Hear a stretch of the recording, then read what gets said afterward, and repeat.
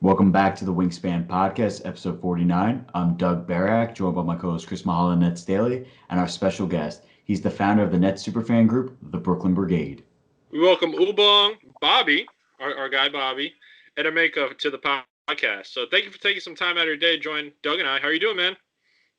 I'm great. Thanks for having me. Really honored to be here with you and Doug and to talk Nets and the Brooklyn Brigade. Yeah, no, definitely. And I'm glad you still have your voice after that wonderful Game 4 appearance. So glad to have you on. Glad you have your voice. I know you're excited for tonight because tonight, while recording, is Game 5. But let's just hop right in. So when did you begin watching the NBA? What was kind of your earliest memories of the league? And prior to the Nets, did you have a favorite team growing up? I think earliest memory of the NBA was I think I was 8, watching the NBA Finals with my father, and I believe it was, I can't remember if it was 82 or 83, but it's the year that the Philadelphia 76ers won the title, led by Dr. J, who was my dad's favorite player. And my parents both immigrated to the U.S. from Nigeria, so they didn't grow up here. They didn't have like a hometown team or anything like that. Never lived in Philadelphia. But my dad just, really kind of gravitated to Dr. J. So he rooted for the Sixers. And I think since they were playing the Lakers, my favorite, so I gravitated to Kareem Abdul-Jabbar, actually, even though my dad was rooting for the Sixers and Dr. J. I gravitated to Kareem Abdul-Jabbar because he was the tallest guy on the court. All my life, I've always been the tallest kid in my class. So we had a bond on that. I was just like, oh, who's that really tall guy? So I started off as a Kareem Abdul-Jabbar fan and therefore a Laker fan. And then I guess over the course of growing up following the NBA, I kind of followed my dad's lead and always I gravitated towards certain players. So, being a fan of Abdul-Jabbar turned into being a fan of Jordan once I started, kind of learning how to play myself. We all know, how Michael Jordan kind of captivated the world. So I was no different. So I was rooting for Jordan and the Bulls. And then when he finally retired from the Bulls, I kind of just went back to the Lakers by default almost. And that was during the Kobe and Shaq era. So, and then when those guys broke up, I left the Lakers, became a LeBron fan. So I know it looks like I was a bandwagon fan, and I'm not going to, totally, a Nets fan. That was the first time I ever, as far as basketball is concerned, that was the first time I was ever a fan of the team first, regardless of who played within the NBA. As far as my NBA fandom is concerned. So it's been different, that experience, but it's been great. And the reason I became a Nets fan is because I was born and raised in Brooklyn, and I think you can travel the world, and you're never going to find somebody more proud of where they're from than a New Yorker. And I think that goes doubly so for somebody born and raised in Brooklyn. So the fact that, once the Nets made it official that they were moving to Brooklyn, and it was definitely happening, they started selling, season tickets, I jumped on board. So that was kind of the beginning of 2012 is when I bought my season tickets. And, at that point, I just, made up my mind that I'm going to be a Nets fan. I'm going to get in on the ground floor, and this is going to be my team, basically until or unless they leave Brooklyn. But as long as they're in Brooklyn, they're going to be my team. Growing up, I never thought Brooklyn would have its own NBA team. The idea of having an NBA team with Brooklyn across its chest never even occurred to me. So the fact that it became a reality, I had to jump on. So Nets fan for life / unless they leave Brooklyn. Well, as someone who was born and raised in Brooklyn, I totally get that. We have our own kind of pride that matches no other, and it's something truly to lean on, especially as their first original anthem said. So something I think about more than sports is family. So what is it like to have you and your siblings, at least most of your siblings, become some of the most recognized fans in the Brooklyn era? Because we know you have one who sided with the Knicks. So Right. let's talk about your home court fandom and family ties. Sure. So I have fairly big family. I have three brothers who are triplets, and I have two sisters. So I'm the oldest. Then come my two sisters, and then my brothers are the youngest. So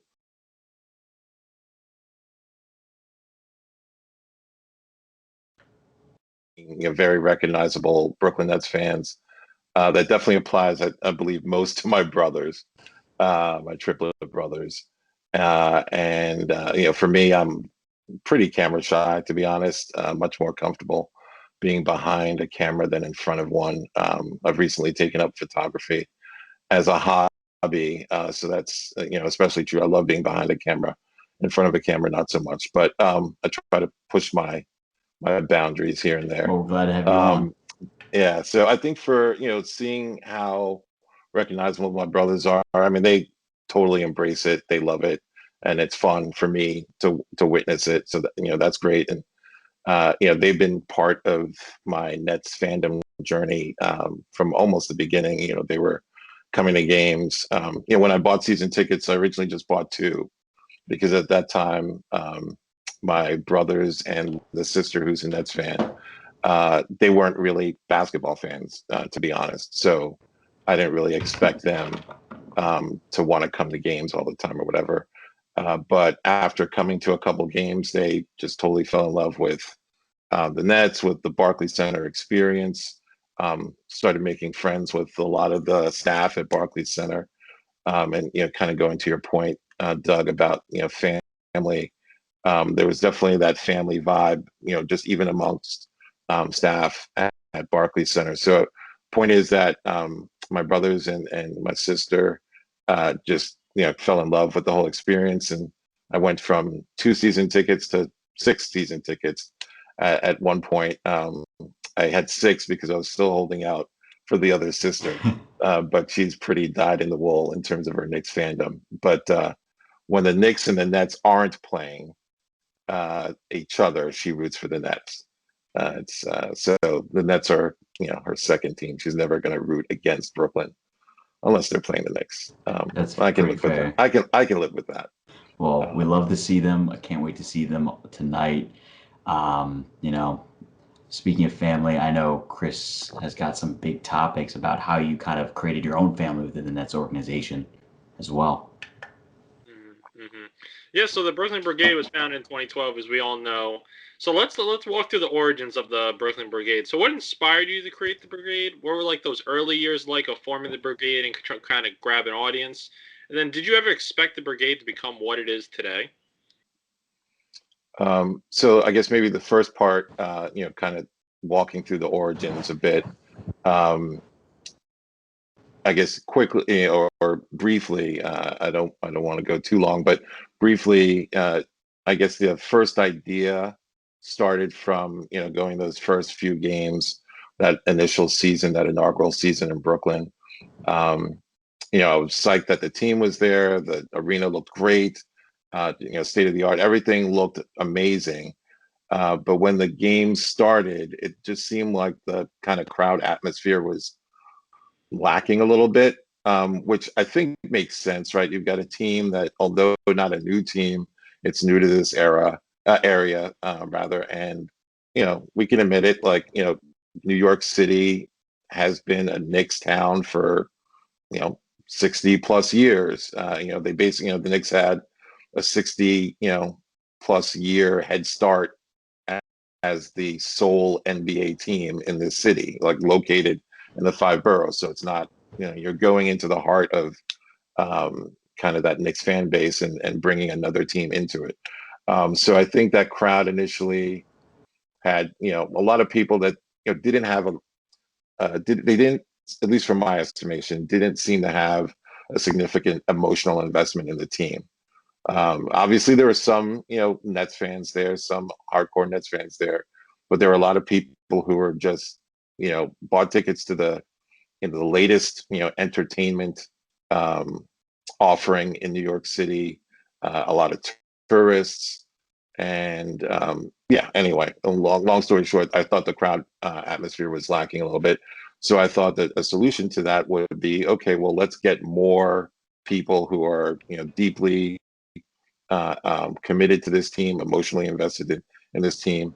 Let's see if we can get some more, people of that profile together, and if we can kind of sit together and, the strength in numbers, because that's the other thing I found was, I had, still have, season tickets in a really good location in the lower bowl.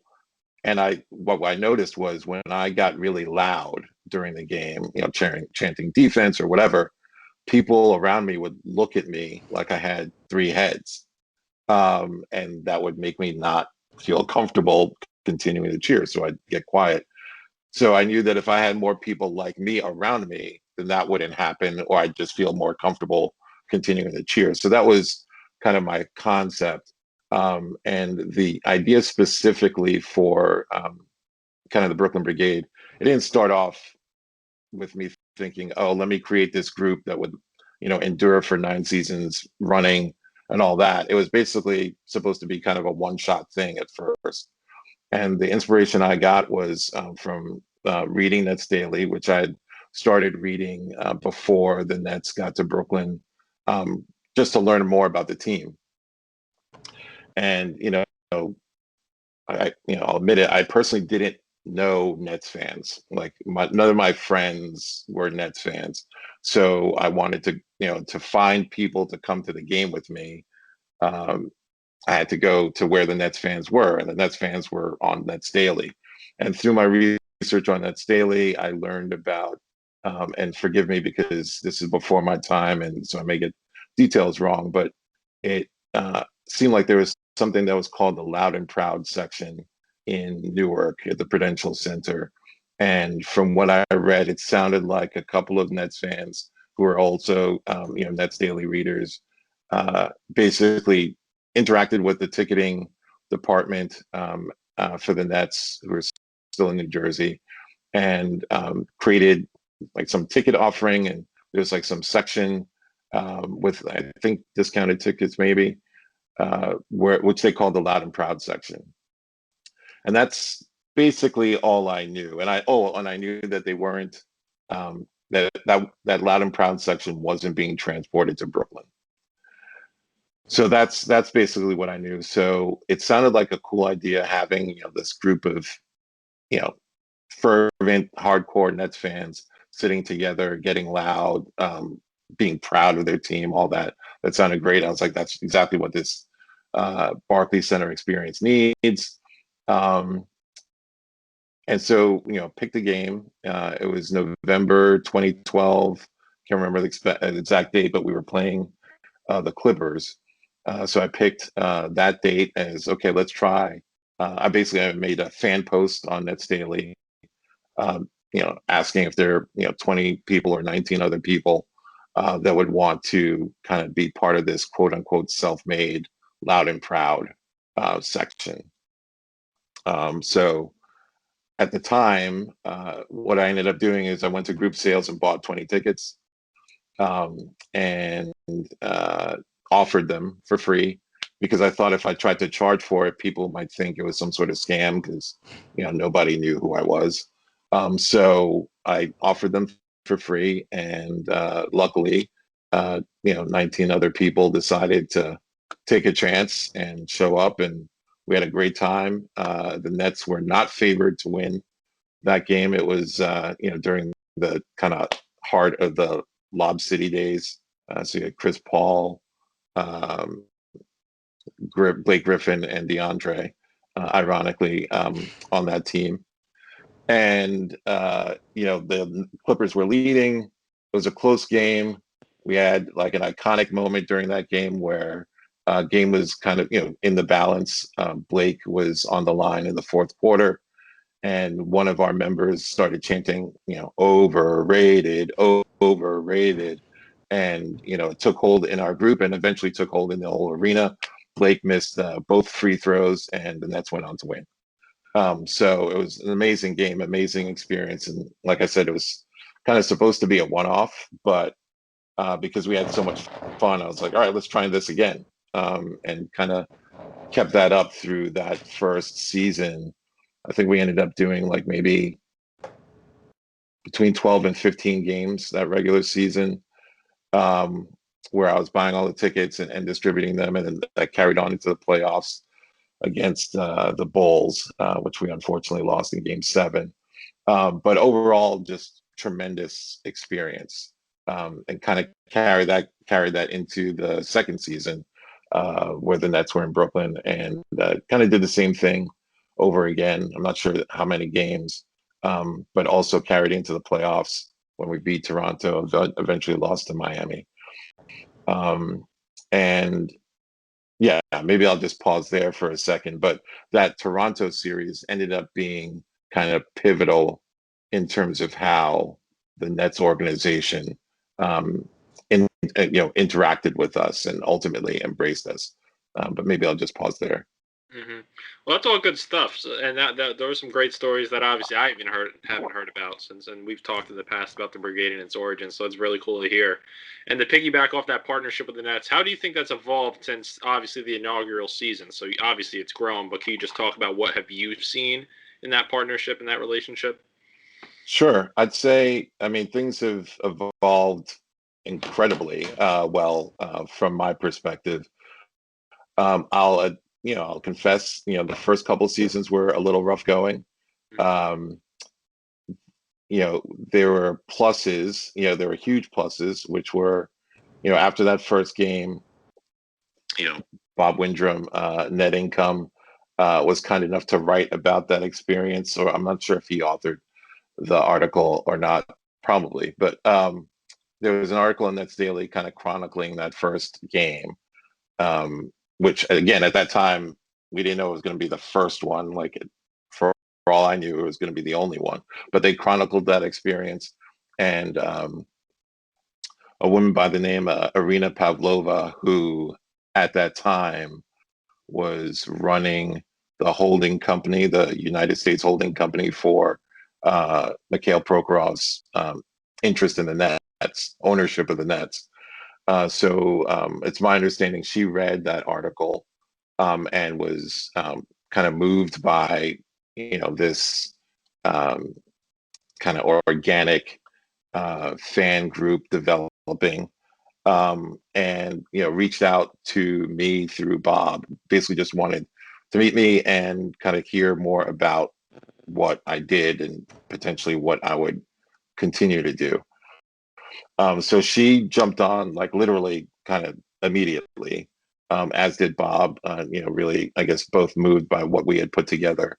And she was great about introducing me to, super senior people within the Nets organization. And a couple of them were very helpful and, wanted to, they were very nice and seemed to kind of embrace the idea of what I was doing. But, frankly, at that time, I didn't know we didn't have, we weren't even called the Brigade at that point. I was still using that loud and proud kind of moniker because it resonated with, Nets fans. So, in fairness, I didn't really know where this was going. I didn't have a long-term plan. But, a couple of them kept in touch. So there was the then chief marketing officer, Elisa Padilla. There was Leo Erline, who's still with the organization. I believe his title is chief experience officer. So they were great, have been great. Leo's continued to be great in his capacity within the organization. But I think they didn't, as an organization, they didn't necessarily know what to do with us. And again, like I said, in fairness, I didn't know where this was going. So my point is, the first couple of years were a little touchy in terms of, ushers asking us to sit down or not hold up signs and stuff like that. And it was almost like a hostile atmosphere at sometimes, within our own home arena. So that was tough. But things changed basically right after that Toronto series, the second year, when Toronto's fan base, like everybody knows how rabid they are, and they do a great job.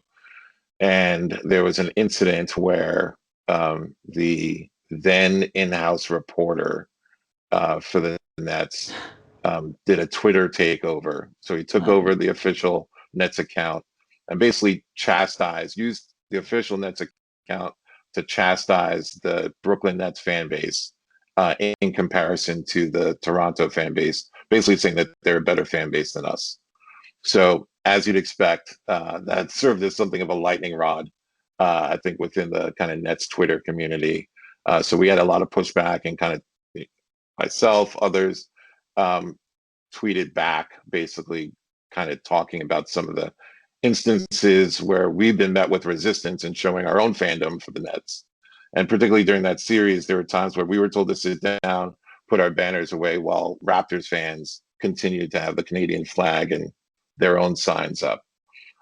So that was a low point, but it ended up being the trigger for, I think, what's ultimately come out of this, Brooklyn Brigade and Brooklyn Nets partnership, in that immediately after that series, the Nets organization, then led by Brett Yormark, reached out.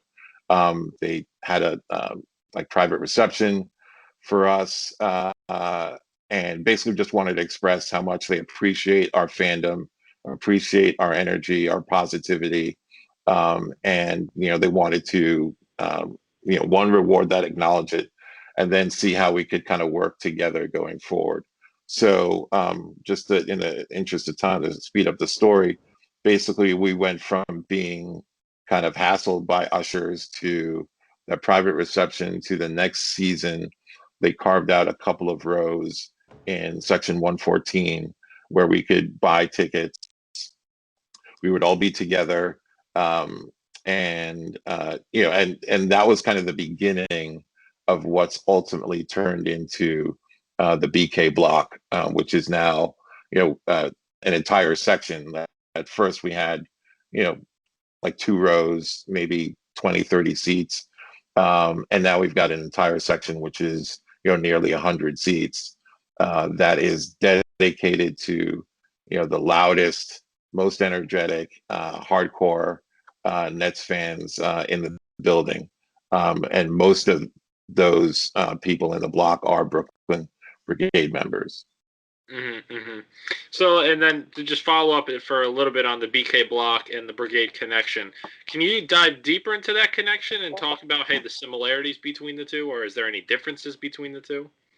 Yeah, I'd say the easiest way, or hopefully the easiest way to explain it, is, let's start with the BK Block. So the BK Block represents a section. So think of like the BK Block as an area within Barclays Center. So, currently section 114. And it's very much styled after like supporter sections in soccer culture, where you have like these various supporters groups, such as the Brooklyn Brigade. You can have in a soccer stadium, you'll have designated quote unquote supporter sections where various groups, fan groups or supporters groups, will congregate. So it's one section comprised of, potentially multiple supporters groups. So the Brooklyn Brigade is a supporters group. And maybe going back to the block, the BK Block, the last couple of seasons and presumably going forward, in order to, the first 2 seasons of the BK Block, the BK Block began in the 2018-2019 season. There were auditions, and the auditions were for the right to receive essentially, a free season ticket or free season pass to that section, for the duration of the season. So the BK Block has auditions, and in exchange for when you're selected, you received, at least for the first 2 seasons, you received a free season pass. The Brooklyn Brigade is a supporters group. So it's a collection of, Brooklyn Nets fans who believe in, providing energy, passion, positivity. There are no auditions for that. So I'd say, when you think about Brooklyn Brigade and BK Block, it's very collaborative, and the vast majority of the BK Block are Brooklyn Brigade members, but they work in tandem. I think there's been understandably, there's been a misperception that the Brooklyn Brigade changed its name to BK Block. That's not the case. I think the easiest way to think about it is the BK Block is a supporters section that has members, and you can gain membership through these auditions. A lot of Brooklyn Brigade members auditioned for spots in the BK Block, or essentially for tickets to the BK Block. And hopefully that kind of explains the relationship between the two. Mm-hmm. If not, I could try again. Well, I think that's a clear understanding on my end. So I'm curious too. You talked about the BK Block, right, and the kind of, I guess you could say, the entry process, I guess you could call it, right? So how can you describe to the Brooklyn Brigade, mostly how could I kind of word this? Can you describe the Brooklyn Brigade to people that may not be familiar with the group? And then looking ahead, how can people join the Brooklyn Brigade? Because you talked about how they can maybe go to the block, but how can they join the brigade? Yeah, no, that makes sense. I think maybe starting with what the brigade is. The brigade is, we're just regular Nets fans that enjoy, getting together and just really being loud in our support for the team. There's obviously many different ways to be a fan of anything, including the Nets. And, some people prefer to, watch games on TV. Some fans prefer to watch games live, but they kind of maybe treat it maybe a little bit like kind of watching a movie or a play, where they kind of sit back and, kind of wait to be entertained. And I'm not trying to sound judgmental about that. No, you're right. It's dinner right. There's different ways to experience sports and to experience entertainment. And so the brigade is not that, right? Like, the brigade is for people who are Brooklyn Nets fans that really enjoy being, like I said, energetic, passionate. They love standing up for most of the game.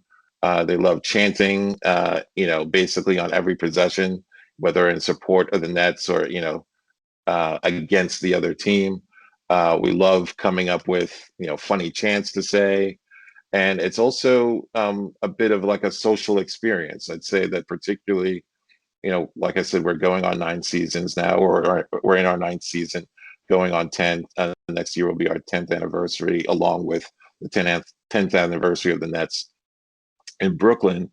And there are a number of people in the brigade today, still going to games today, who were part of the brigade from that first season. So obviously, if you're going to games with a group of people over the course of many, many years, bonds form, friendships form, and it takes on, something of a family kind of atmosphere. And so, that's what the brigade is about. The brigade is about people that, want to be passionate. They're not shy about expressing how much they love this team. It's about being positive. That's another critical aspect. We never chant against the team, even, when things are looking bleak. We stay positive, never chant against players, never chant against coaches, never chant against front office or ownership. All positive vibes. So that's, it's good vibes only. That's one of our mottos. So that was what the brigade is. As far as how to be part of the brigade, it's really simple. There's no audition process. Basically, you can email me at info@brooklynbrigade.com, and I'll send a questionnaire that just basically tries to kind of weed out, people are, weed out bots, weed out, trolls, ask them a few questions about their Nets fandom. And then I add you onto the mailing list and kind of away we go. And people on that mailing list receive information about how to purchase tickets in the block when tickets are available for purchase, such as right now, how to purchase tickets in the BK block during the playoffs. They receive information on when we have watch parties or pre-games, all that stuff. So it's pretty low key. It's there's no membership fee. It's free. So it's all we're trying to do is attract as many passionate and energetic Brooklyn Nets fans as possible. And also you receive information about when auditions for the BK block tickets come up, stuff like that. Mm-hmm. And then obviously with fans back in the building, it's been a success for you guys. I've covered a couple games, and you guys are very loud up there, and you guys have really brought the spirit to Barclays. So I'm just wondering, like, what do you envision next for the Brooklyn Brigade? For next, I guess you could say, looking ahead to next season, or even if you want to look down the line in the postseason, whether it's obviously the NBA Finals. If they go there, obviously that'll be a big kind of moment, not for just the team and the fans, but for you guys as well. So what do you envision for all those kind of future steps? It's a great question. And to be honest, when it comes to kind of what's next for the Brigade, I try not to think too far ahead. I think our overall mission remains the same as it ever was, which is, what we try to do is we try to, basically lead the way for the Barclays Center crowd by providing, energy, passion, positivity. I think the crowd has come a long, long way from those, initial games of that first season.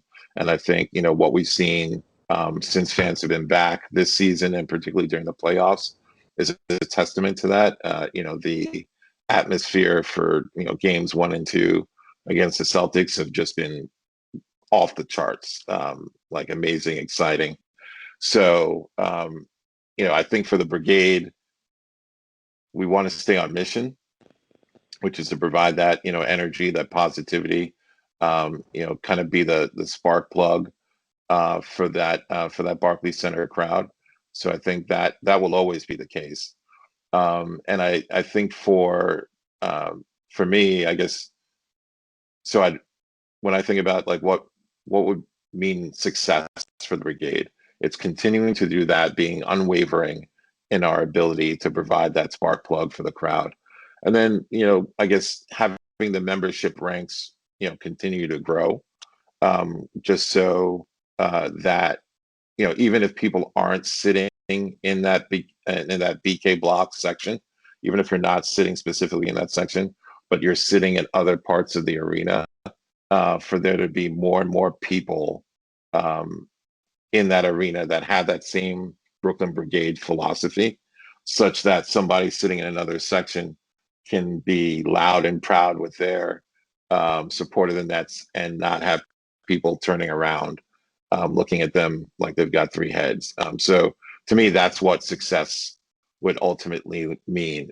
And I'd say that, if you want to think really long term, success would be for, the entirety of Barclays Center to have that same vibe that the Brooklyn Brigade has and that the BK block has, such that, the BK block is kind of indistinguishable from the rest of the crowd, that everybody's that passionate. Not sure how long it takes to get there, but I'm sure we'll get there. Yeah, well, I'm confident as well. We definitely can't wait. And Bobby, before we head into the next section, just speaking about the Nets, just want to thank you for all this. It's been wonderful so far. All about merchandising. Look forward to what comes next. So yeah, I was just gonna say, like I mentioned before, our 10th anniversary is next season. So my plan is to step up the Brigade swag game for the 10th season. So more to come on that. Look forward to it. So the Brooklyn Nets have come a long way since their inaugural season, just like the Brigade. So from your perspective, talk about the journey you witnessed, some of your favorite moments, most forgettable ones, and then we'll jump right into this season. Yeah, when I think back, about, I guess, my most memorable moments, as far as, the Brooklyn Nets are concerned over the last 9 seasons, I guess. They're all pretty much framed, I think, from kind of my Brigade experience. So, to me, the highlights are kind of like that first game that I described against the Clippers, and just seeing, again, I'm not going to take, credit for the Brigade making Blake Griffin miss You those free can. throws. It's okay. Mr. But Whammy does too. You can too. right. But I mean, I think we had a role to play in terms of at least getting the arena to chant with us, and from my perspective, that had an impact.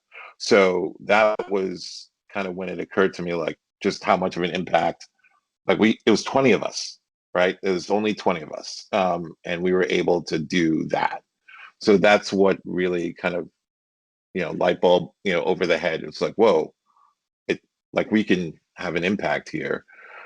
So that will always be probably like the most memorable moment, just because it started everything. But during that first season, when I think about my Nets fandom and like how the Nets have evolved over these seasons, I remember the Joe Johnson buzzer beaters. I remember game one against the Bulls during that first season. We blew them out. The crowd was amazing. I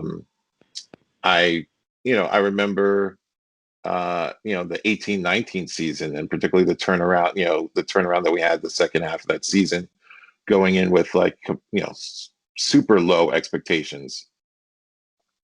And seeing that team turn itself around, seeing the emergence of D'Lo as an all-star, and this team that I felt that was the first time that I felt that the team really embodied, like, the spirit of the borough, right? That was the first time that I really felt like, okay, this is Brooklyn's team. Just because when I think about Brooklyn, I think about, and I know so much is made about, the hipster culture, whatever, but I think for people that are born and raised here, you think about, Brooklyn is a borough of strivers, right? Like, people, they work hard, they grind it out. They're just trying to make, their life better for themselves, for their families.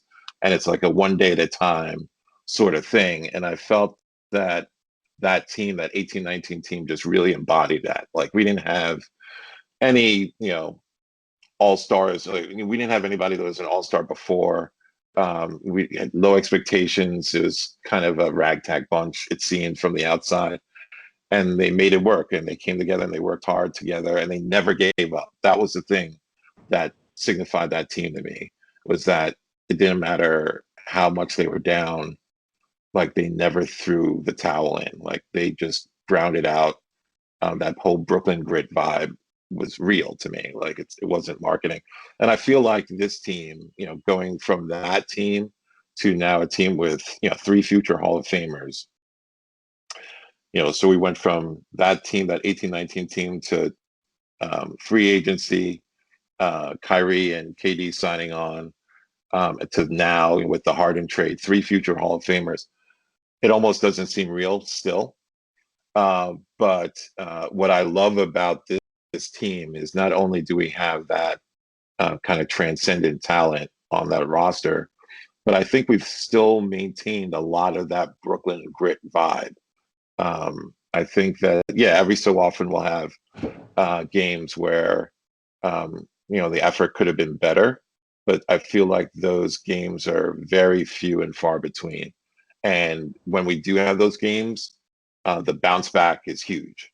The response is immediate, and it's usually incredible. So it's been quite a journey for me, just in the 9 seasons. I can only imagine what it's been like for people who've been fans of the team for decades. I've heard so much about that 12 and 70 season.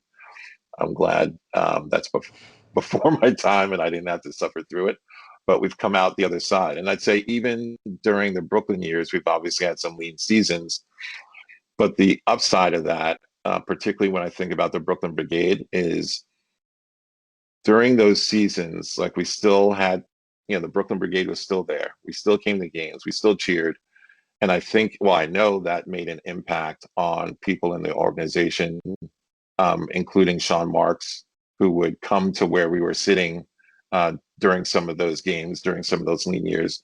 And I think that impressed upon him just how committed to this team, Nets fans can be, and the Brooklyn Brigade in particular.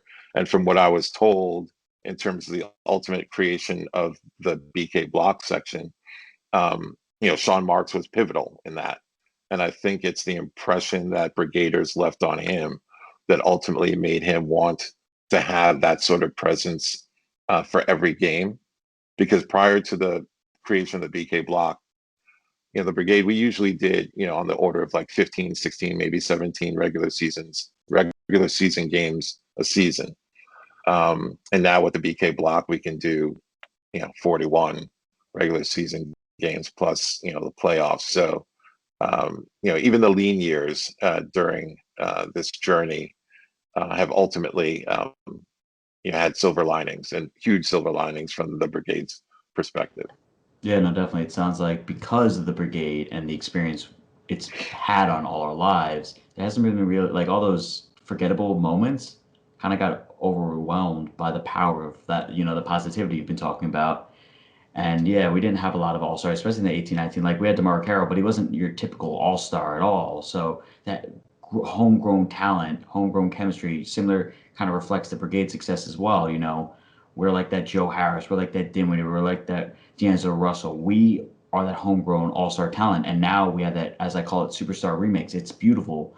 So jumping and staying within the season, what was it like coming back to Barclays Center after one of the toughest years in recent history? Like to come back with fans, even though it was less, but like to walk us through like going through security, getting to your seats, that first game back. Yeah, I think, like you said, and I guess it's not technically over, but things are, but things are a lot better now than they were, a year plus ago, with the pandemic. But yeah, 2020, very difficult year for all of us. I'll confess, for me personally, particularly difficult. My brothers and sisters and I, we lost our mother to COVID in April of 2020, and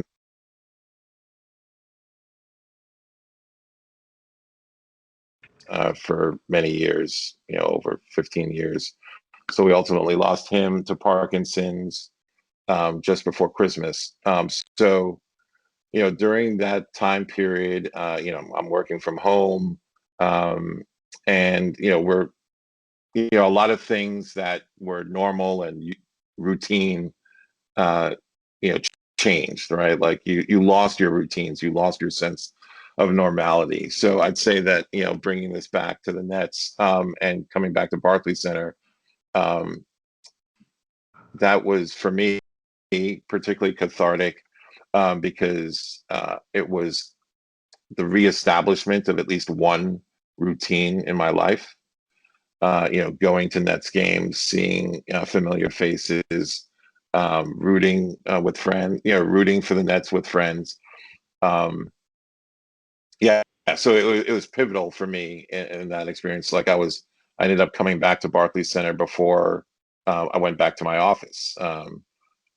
Before I went back to Barclays Center, I had hung out with friends in person, I think maybe 3 times during that pandemic. So it was a huge, it was a huge deal for me to come back to Barclays Center, and I was excited to do it. I came back as soon as I was able. Even before vaccinations were made readily available. I was like, that was going to Barclays Center on the subway. That was the first time I was on the subway since the pandemic started. So, my point is that coming back to Barclays Center and being able to root for the Nets in person was an incredibly powerful experience for me personally, and I'd imagine for a lot of other people too, because it was kind of that first step to like, all right, I need to get back to my normal life. and coming to Nets games, rooting for the Nets in person is a big part of my normal life. Yeah,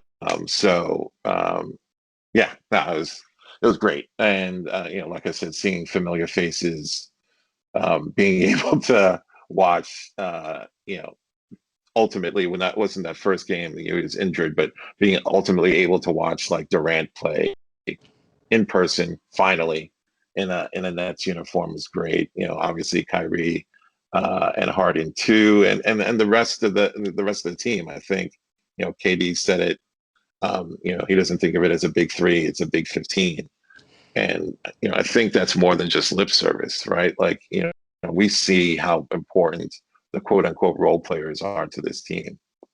And yeah, so long story short, being able to come back and watch the team in person and be among my fellow Nets fans and my fellow Brooklyn Brigade members was massive for me. Yeah, no, and I really appreciate you sharing your personal stories. It really atones to what I always say about the Nets. They're bigger than basketball. Brooklyn is truly something to lean on, and I mean that, whether it's my Brooklyn bias, but having that family ties is just so powerful. And I'm just glad we're always there for you, Bob, and each other. So thank you for sharing. Yeah. Um, so And I should mention, I mean, coming back, I came back most of the games this season. I've been with one of my brothers, Donald.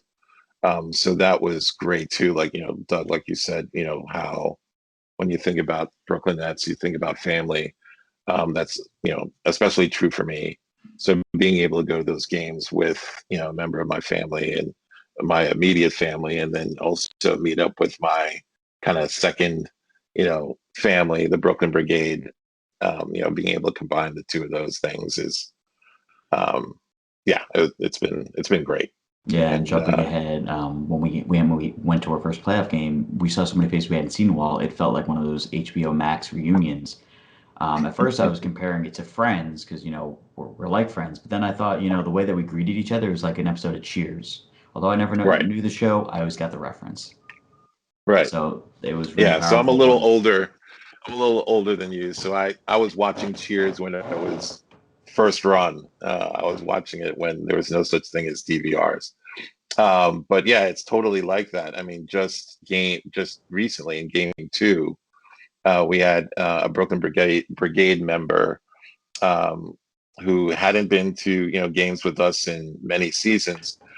He came back with his son, so that was his son's first experience um, with the brigade, and it was great. And I guess I'll name check him just because it actually is relevant. So if you've gone to games with the brigade and sat in the BK block, we'll have player chants before, when Brooklyn Nets players are taking their free throws, but we'll stop the chant as soon as the ball touches their hands, and the call to stop the chant is we'll yell Mills. And the reason we yell Mills is because we have a brigade member, Mark Miller, who is there from the very beginning, who didn't like us chanting while they're actually shooting the free throws. So once the player took the ball, he would tell everybody to stop.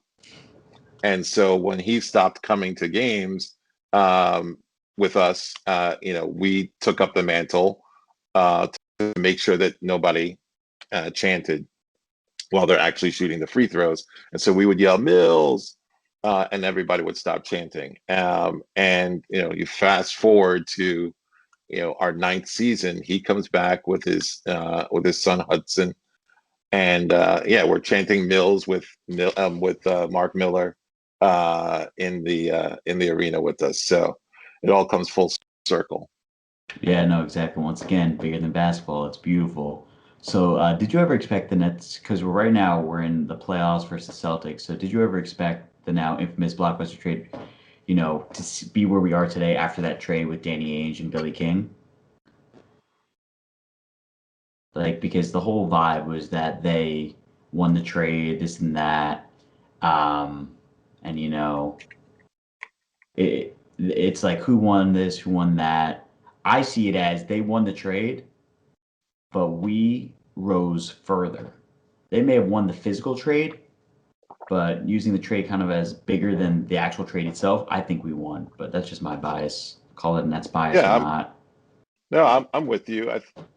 I feel like that's a reasonable assessment. I mean, to echo you, like I look at it as they won the trade, we won the front office, right? I mean, that trade ultimately led to Sean Marks being hired. And no disrespect to Danny Ainge, but I think Sean Marks has done a better job with what he was given than Danny Ainge has done during that same period of time. Obviously, they used our draft picks to draft some really strong players. So I mean, they did well.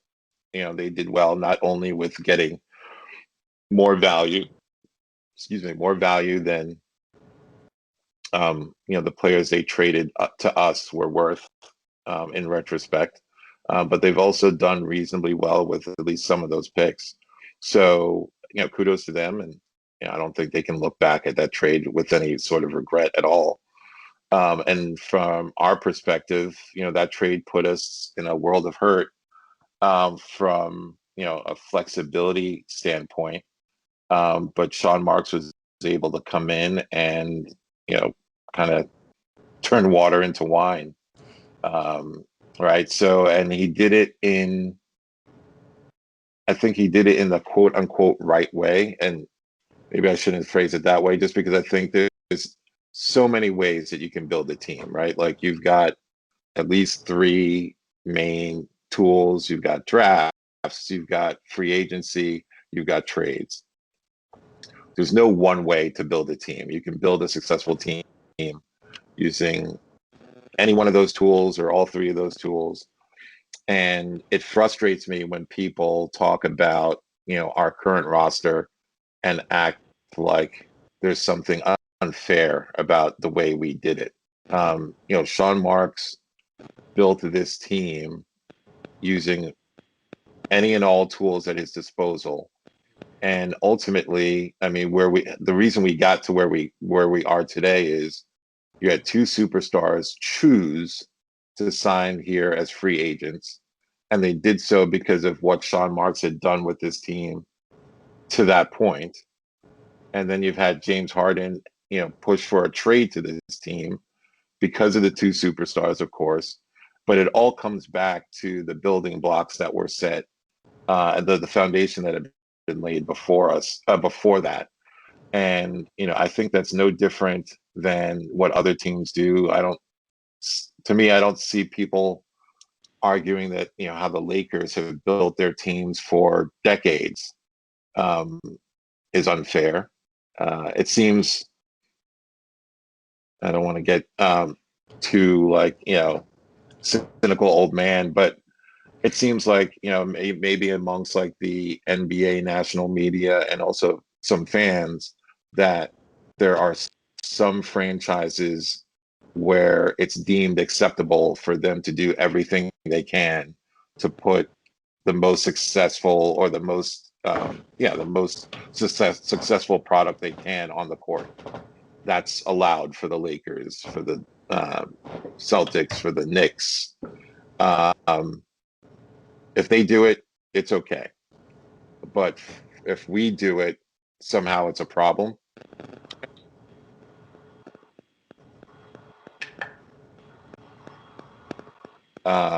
And yeah, I'm just thrilled as a Nets fan. I'm just thrilled that Sean Marks is our GM, and I hope he continues to be the GM for a very, very long time. Because even after this current roster rolls over, at some point these guys retire. With him in charge, I have faith that this isn't lightning in a bottle. Right, this is the result of a kind of consistent process that can be replicated as time goes on. So, yeah, no, definitely. Well, I guess I know who you're picking for Executive of the Year.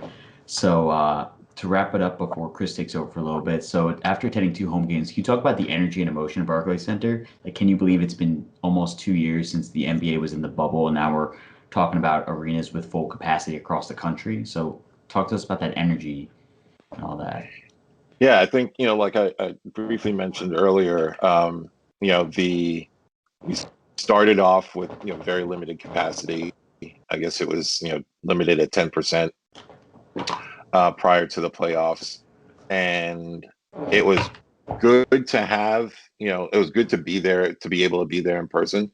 And it was, like I said, it was good to, have, familiar faces around you and all that.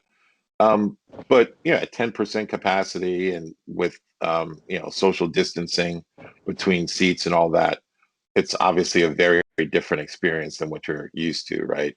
At that time, you're still having kind of crowd noise pumped in a little bit. So yeah, it was a little disorienting if I can be if I can be honest about that. But it was still great to be in the building. So I'd rather be there than not be there. But all that changed with the playoffs.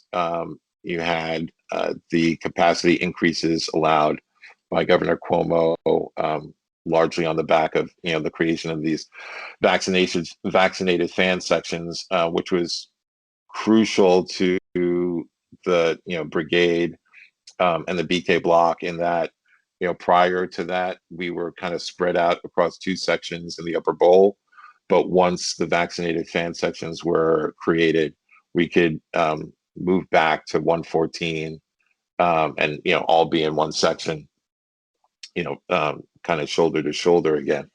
So that made a night and day difference. And to see that that made a night and day difference for the brigade and the BK block, and and that was replicated kind of throughout the vast majority of the arena too, in terms of most of the capacity being vaccinated fan section. So long way of saying all that translated into just a phenomenal kind of crowd experience in games 1 and game 2. Obviously, you had a lot more people. And I think you had, because of that, you just had all this pent up energy and emotion where, people were just dying to, to cheer and to be loud and to high five and, all that stuff that, kind of had been missing for, over a year from the kind of NBA fan experience, particularly in New York. So, yeah, I'm just so glad that's where we are now. And I'd expect nothing less for game 5 tonight. Obviously a critical game where we can close this chapter, put the Celtics out of their misery and move on to better things. Well So said. that's what I'm looking forward to tonight. Mm-hmm. Now, Bobby, I got to ask you what happened with at least your opinions on the Kyrie Irving incident in Boston, right? So on May 25th, Kyrie said after game 2 that hopefully that we could keep it basketball, no belligerence, no subtle racism. And he was talking, and that was about his return to Boston. That was before game 3 going back. So sadly, the next day we saw Russell Westbrook had popcorn dumped on him. Trae Young got spit on by a fan in the Madison Square Garden. Then you saw what happened with John Morant, his parents, and Dylan Brooks, their families being mostly dehumanized at their opposing arenas.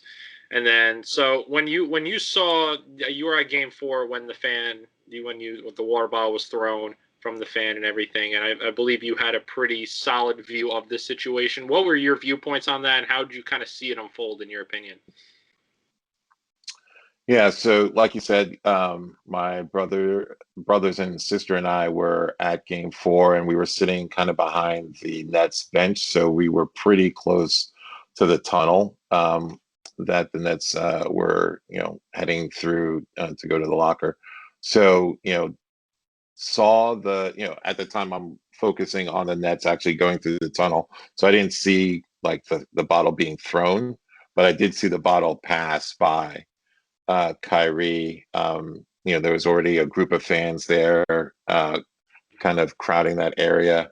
And yeah, it took me a second to kind of just recognize like what just happened. And then once you did recognize what happened, then at least for me, it was kind of this incredulity in terms of and prior severe repercussions, and some idiot still wants to go and do that. So, kind of couldn't believe that. To the credit of the Boston crowd that was there for that game, all the Boston fans around me were immediately, just saying like, what an idiot, right? Like they were upset at what just happened. Obviously they'd been giving it to Kyrie all game verbally, but at least the Boston fans around me recognized immediately that throwing a bottle at him is crossing the line. Mm-hmm. So I'll give credit to them. As far as and think about it, I don't know exactly what the capacity is of Boston Garden or TD Garden, but it's 17,000, let's say. You had one idiot. You hate to see it, but it was still just one idiot, and people were immediately pointing out who threw it. So you ended up getting a relatively quick resolution. So, I mean, obviously that has no place in NBA fandom. I think most reasonable people agree on that. Unfortunately, NBA fandom doesn't take place in a vacuum, right? It's part of a larger society, and we've got those sorts of issues kind of throughout all aspects of society, right? And it's when I see people being idiots on social media, I understand where it comes from, and like I don't condone it, but I understand with kind of anonymity and lack of accountability that some people feel bold enough to do stupid things and do hurtful things. But to see people doing that sort of stuff in person when there are cameras everywhere and you can be easily identified, like I can't wrap my head around it at all. But like I said, at least for game 4, it was an isolated incident, one guy. And it looks like, he's being brought to justice. So I'm happy about that. I know going back to what Kyrie said about hoping that, people can keep kind of their comments to basketball and the mention of subtle racism in that area.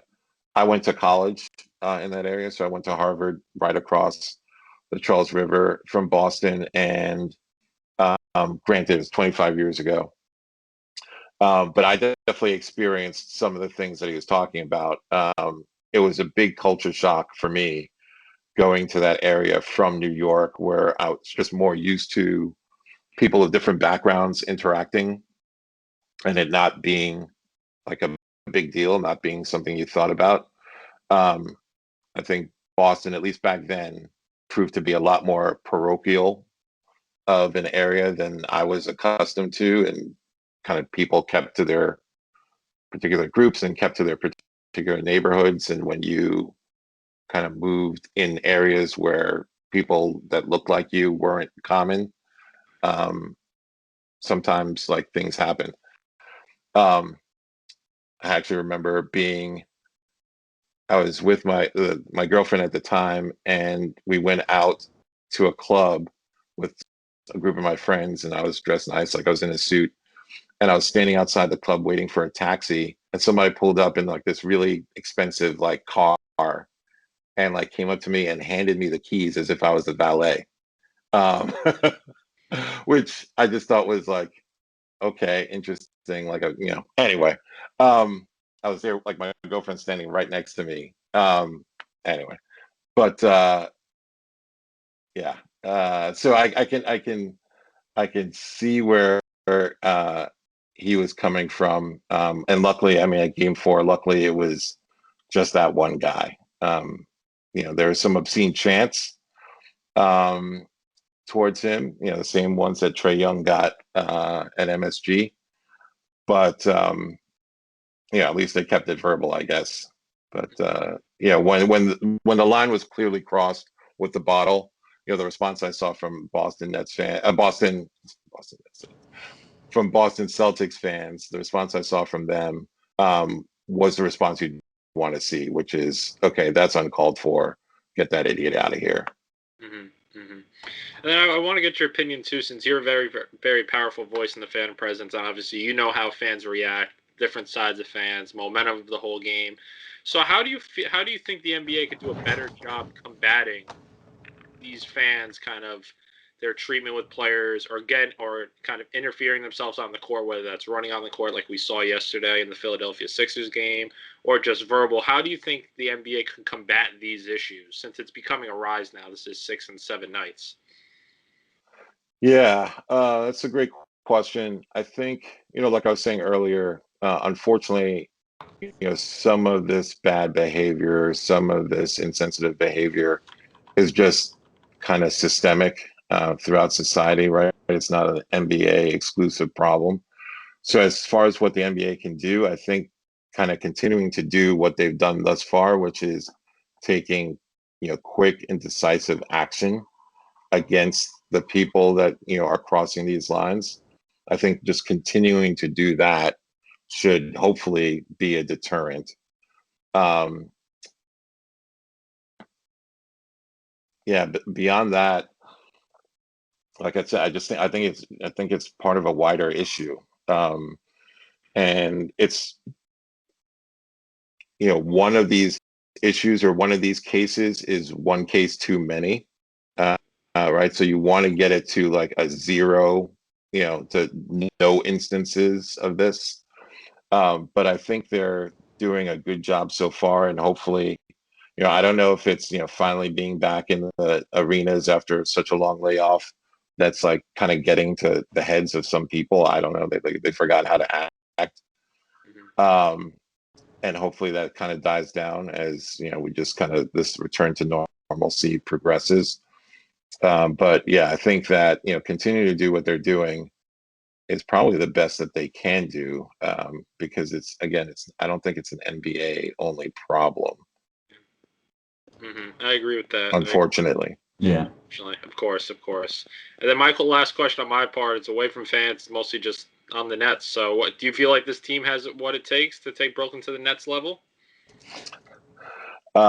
Yes, Canova. I do think that this team has what it takes to take us to the Nets level. No, seriously though, I think that I'll speak for myself. Obviously, when the Nets made the move to trade for Harden, like I recognized Harden's offensive talent, but I had reservations about the trade. Let's say, because I only knew like Harden's offensive capabilities, and I was concerned about how much of our defensive capabilities we were giving up in the trade in terms of trading Jarrett Allen, as well as Karis LeVert, who was one of our better wing defenders at the time. So I was concerned about what we were losing on the defensive side of the ball, in exchange for boosting our offense, which I thought we didn't really need help with. Having seen James Harden actually play in a Brooklyn Nets uniform, I realized I had no idea how much of a leader he is. Like I just had no concept of how powerful of a leader he is, because once he started playing for us, you could see not only his ability to bring other players, essentially unlock other players on our roster, right? Like Bruce Brown's emergence, all the lobs to DJ, the lobs to Claxton, looking for Joe Harris, like James Harden did all of that. So there was, what you could see kind of on the court, but also seeing him getting in in other players' faces when they're missing defensive assignments, stuff like that. Again, I just had no appreciation of that before he actually started playing for us. So point being that I think that with Harden on this team, obviously like our offense, when it's running well, which is most of the time, it's a beauty to behold. But I think he's helped get the whole team kind of locked in defensively too. And yes, we'll have our lapses here and there, but with the offensive firepower and efficiency that we have. We really only have to be kind of an average-ish defensive team, I think, to really put a nice run together. So, and I think we can do that. We've seen that this team is capable of that. So obviously the road will get harder as we go further in the playoffs, but I really like our chances. And I know that Vegas has us as the favorites, and I don't know how these bookmakers do what they do, but I'm not going to argue with them at this point from what I've seen from other teams. We will have tough matchups for sure. We're going to have to be flexible. I think if anything, it's it's health, first of all. Just making sure that our big three is healthy, as well as everybody else on the roster. So having as much health as we can for as long as we can is going to be critical.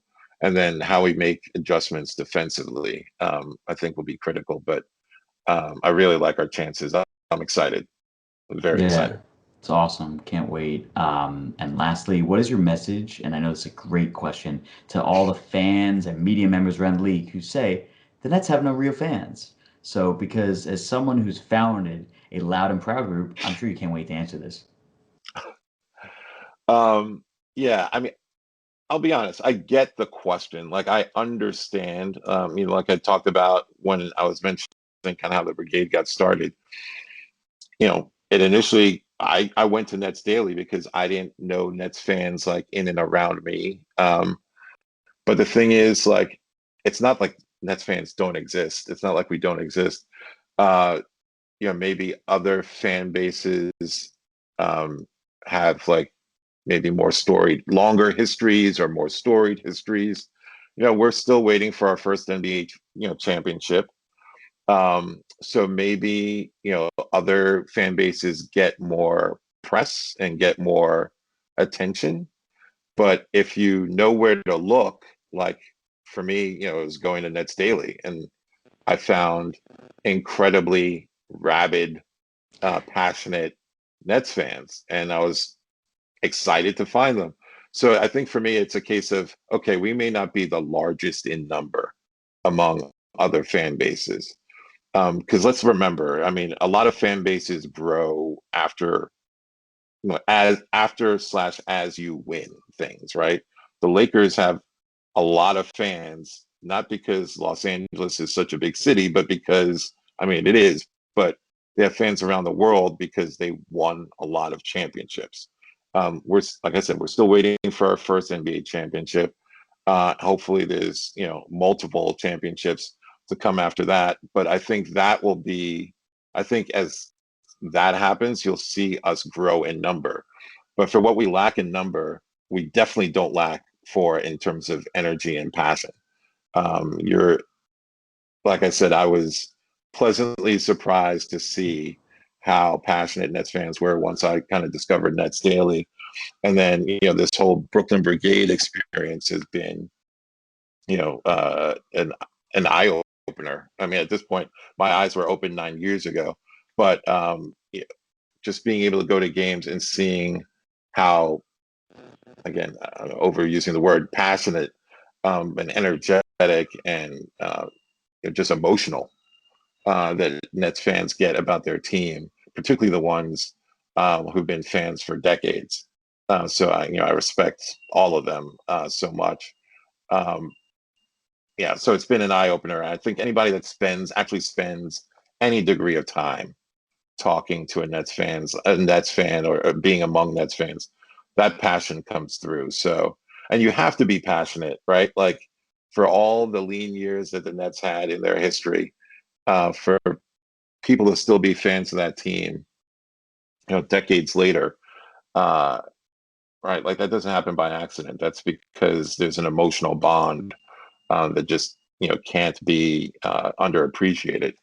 So again, to me, it's not about the numbers. It's more about the passion and the emotion of that fan base. And I'd put our fan base up against anyone's. Love it, love it, love it. Because in the end of the day, attendance doesn't win championships. Media doesn't win championship. It is the players and it's the soul of the team, which, sometimes can be fans, but one is still stronger than none. and we definitely Right. have a lot, as you say, passion. And Right. I can't wait to see it grow.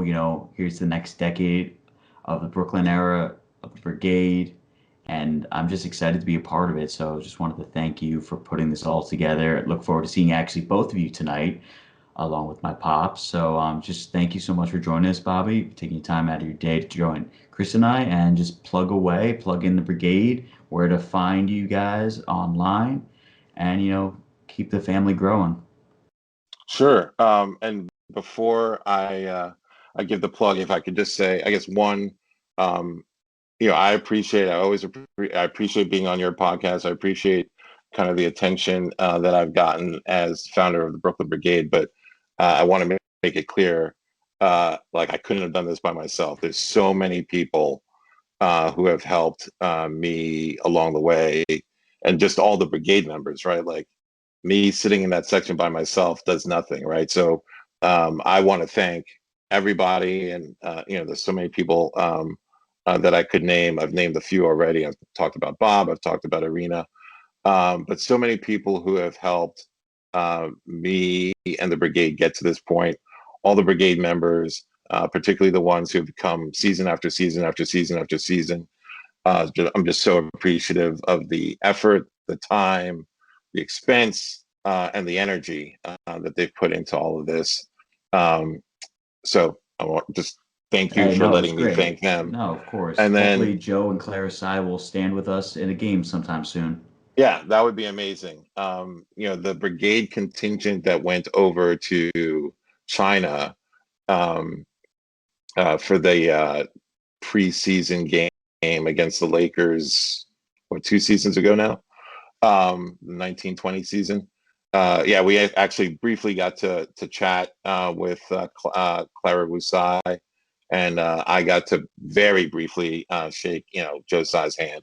So yeah, having them come to the BK block would be amazing. And then the other thing I wanted to mention was just in terms of like the questions about the Nets fan base, and who are the Nets fans and where are they. What I'm really excited about is growing that fan base, particularly in Brooklyn.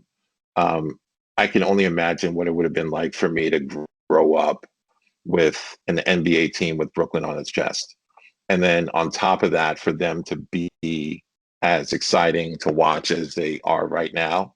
So I'm very excited about that kind of next generation of NBA fans in New York City. And obviously the Knicks have had a decades long head start on the Nets in terms of being located within the five boroughs.